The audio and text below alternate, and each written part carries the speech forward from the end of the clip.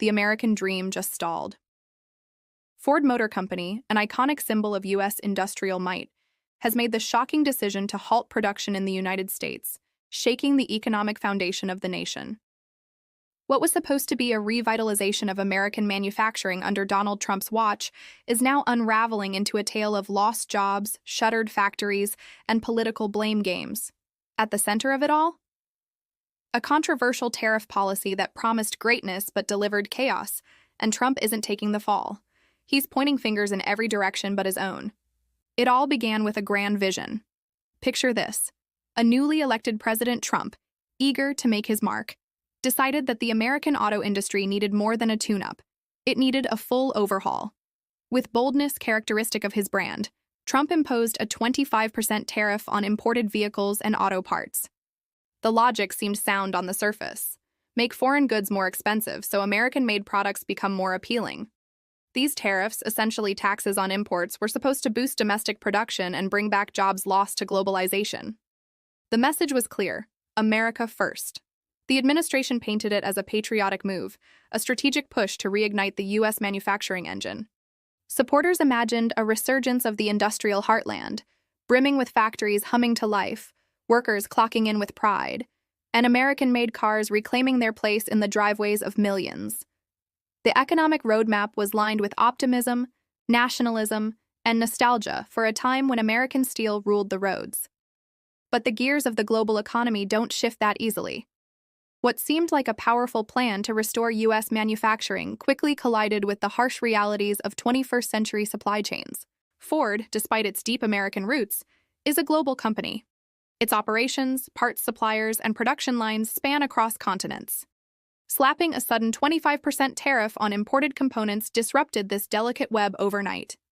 The impact was immediate and jarring. Ford began sounding the alarm, warning that these tariffs would cost them billions, with a B, in added expenses. It wasn't just about numbers on paper. These costs had real consequences.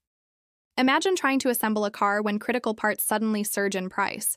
The effect was like removing vital bolts from a well-oiled machine. It doesn't take long for the entire system to seize. Ford was forced to make difficult, painful decisions. Investments planned for expansion were put on hold. Factory operations slowed. Layoffs loomed. Even cars assembled in the U.S. weren't immune, because many parts still came from abroad and were now far more expensive. The intended benefit of the tariffs, supporting U.S. manufacturing, was ironically harming one of the nation's most legendary automakers. As costs soared, Ford's financial reports turned grim. Profits took a hit. Market confidence wavered. Tax benefits from previous years evaporated under the weight of ballooning supply chain costs. What was billed as a forward step for the economy began to feel like 2 steps back. Analysts began to question the long-term viability of domestic production under these conditions. Investors grew wary. Workers grew anxious. But the pain didn't stop at Ford. General Motors and Stellantis found themselves caught in the same policy trap. These industry giants, each with vast global supply networks, faced rising costs that could not be easily offset. For GM, the tariff surge meant imported electronics and specialized materials, now essential in today's high-tech cars, became unaffordable. Stellantis, with its diverse portfolio of brands, saw costs spike across its international operations. The result? More layoffs, more plant closures, more economic uncertainty. Whole communities built around auto manufacturing were hit like dominoes. When a factory shutters, it doesn't just impact those within its walls. It affects local diners, daycare centers, hardware stores, and municipal tax bases. The consequences radiated outward, hitting families, neighborhoods, and entire towns. And still, the administration doubled down. Trump continued to push the narrative that these were short-term sacrifices for long-term gain. But the gain never came. Instead, auto companies began talking about scaling back U.S. investments, not expanding them. Ford's decision to halt production entirely in certain facilities drove home the point with a thunderous finality. Something was deeply broken. The idea of reshoring, bringing manufacturing back to U.S. soil, sounds appealing in a campaign speech. But in practice, it's monumentally difficult. Building a new car plant isn't like installing a vending machine.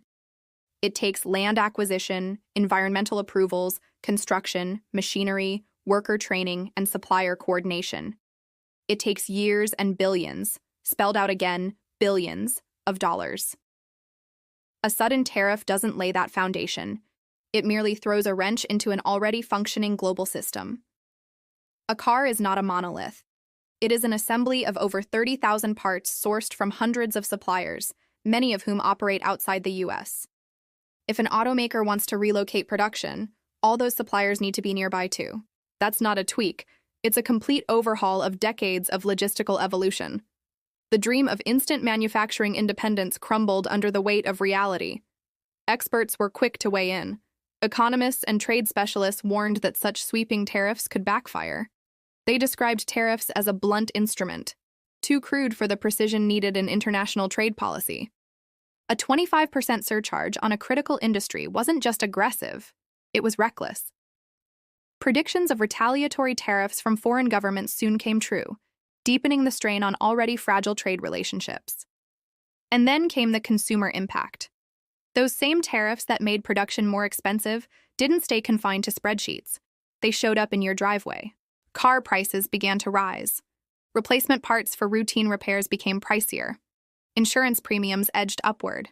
It all added up to one thing: a higher cost of living for everyday Americans, the very people the policy claimed to protect. This cascade of consequences revealed a broader truth.